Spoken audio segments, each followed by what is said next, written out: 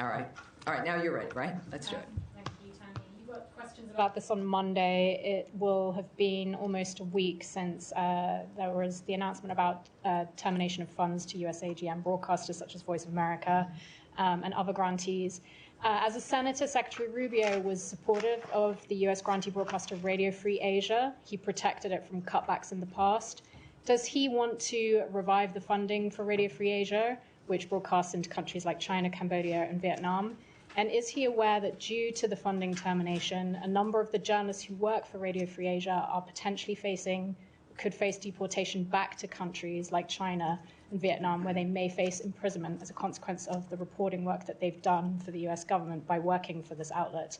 And the same goes for Voice of America journalists, who also risk deportation back to countries such as Russia, Myanmar, Belarus, China, and Vietnam. Do you have a comment? Well, I did have that question, and I have the question out to the Secretary. It's something that I'm following up with as well. It has been a story, understandably. You're interested in the answers to this. So I'm going directly to him. He's a busy guy, but I'm going to continue to look for that from him.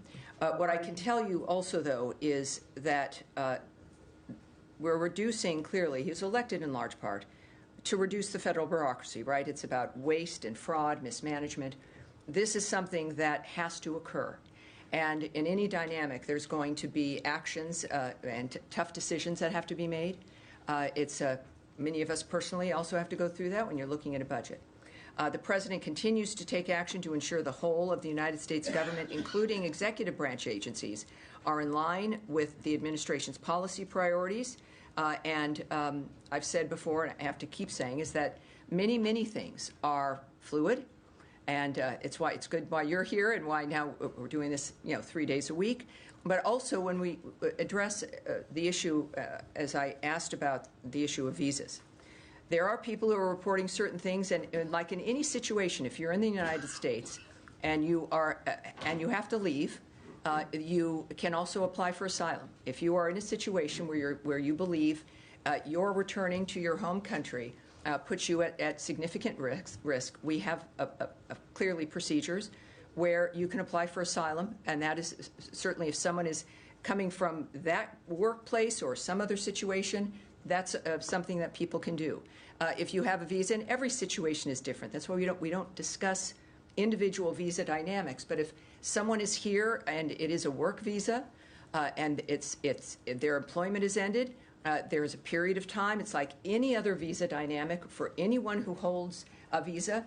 And you can learn about that at state.gov. You can talk to, there's a whole host of people that can help you. And I would guess if you're here on a work visa, that was probably a complicated, semi-complicated procedure. And so you're aware of these things. And so this is what is obvious for anyone in this kind of a situation, especially for those worried about the nature of reporting or a dynamic where they're concerned about returning. There are options like that, and that, again, is a very basic situation for everyone in that kind of a situation. Yes, yes.